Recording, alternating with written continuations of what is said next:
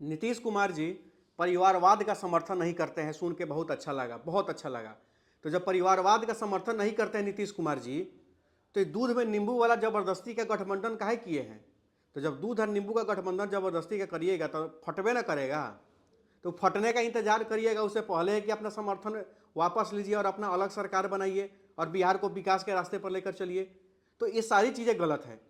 और इंडी गठबंधन के मामले को लेकर के जितना भी तामझाम इधर का उधर हो रहा है, अब तो घटकना भटकना शुरू हो गया।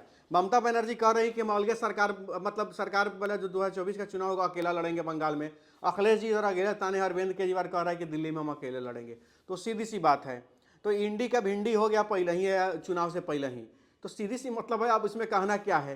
तो एक चीज़ और मैं आपको बताना चाहता हूँ सीधी तौर पर, जब आप परिवारवाद नहीं करते हैं तो किसी भी परिवारवाद करने वाले के समर्थन में क्यों है? क्या मजबूरी है? क्या मजबूरी है कि आप समर्थन में रहने के लिए विवश हैं? क्या आपको बिहार का बेरोजगारी नहीं दिख रहा है? बिहार में बढ़ता भ्रष्टाचार नहीं दिख रहा है? तानाशाही नहीं दिख रही है? अपराध नहीं दिख रहा है? सारा का सारा मामला, कोई इन्वेस्टर आपके बिहार में नहीं आके इन्वेस्ट कर रहा है, ये सारा चीज नहीं दिख रहा है। तो जबरदस्ती का गठबंधन करके जताना क्या चाहते हैं? आमतौर पे जितने भी लोग हैं आज के डेट में, हर लोग के जबान पर यही है कि नीतीश कुमार जी अगर यह गठबंधन तोड़ देते तो अच्छा रहता, नीतीश कुमार यह गठबंधन तोड़ देते तो अच्छा रहता। सीधे तौर पे मैं बता रहा हूं आपको, मैं बता रहा हूं आज के डेट में शिक्षा का स्तर पूरी निचली पायदान पे है बिहार का। किसी भी अन्य राज्यों से तुलना कर लीजिए, बेरोजगारी के मामले में बिहार का किसी भी अन्य राज्यों से तुलना कर लीजिए। हालांकि इधर का उधर का आंकड़ा परोसा जा रहा है गलत से सलत, लेकिन सबसे बड़ा, अगर बेरोजगारी के मामले में अगर सबसे बड़ा कोई राज्य है तो वो बिहार ही है। किसी भी आंकड़े पर मैं विश्वास करने नहीं जाऊंगा, क्योंकि जमीनी हकीकत मुझे पता है, जमीन पे मैं रहता हूं। और जो करोड़ों लोग बिहार से बाहर धक्का खा रहे हैं, गाली खा रहे हैं, मार खा रहे हैं, उन्हें मैं देख रहा हूं, उन्हें मैं जान रहा हूं, उन्हें समझ रहा हूं।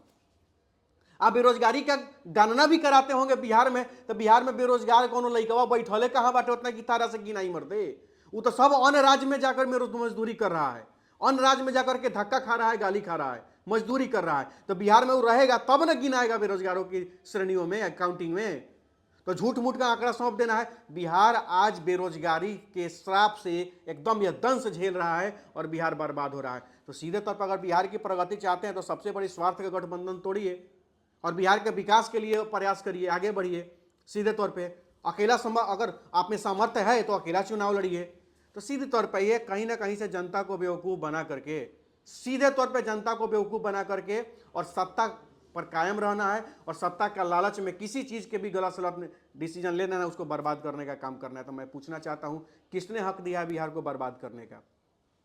आप किसी भी स्वास्थ्य सुविधा के मामले में किसी भी अस्पताल में चले जाइए, वहां कोई डॉक्टर टाइम से नहीं बैठ पाते हैं। जहां डॉक्टर टाइम से बैठते हैं वहां दवा नहीं है, सुविधा नहीं है, एकदम सुविधा नहीं है। पीएमसीएच जो बिहार का सबसे बड़ा अस्पताल है, पीएमसीएच, उस अस्पताल में कहीं जिला अस्पताल कहीं उससे अच्छा है पीएमसीएच के तुलना में कहीं? अब बताइए ना, बहुत सारे उदाहरण मैंने अनेक वीडियो में मैंने दिया है आपको। तो सीधे तौर पे है, स्वास्थ्य का अगर गठबंधन नीतीश कुमार जी रखेंगे तो दूध और नींबू तो फटबे करेगा, एक साथ रहबे नहीं करेगा। कितना जबरदस्ती का मिलाइएगा।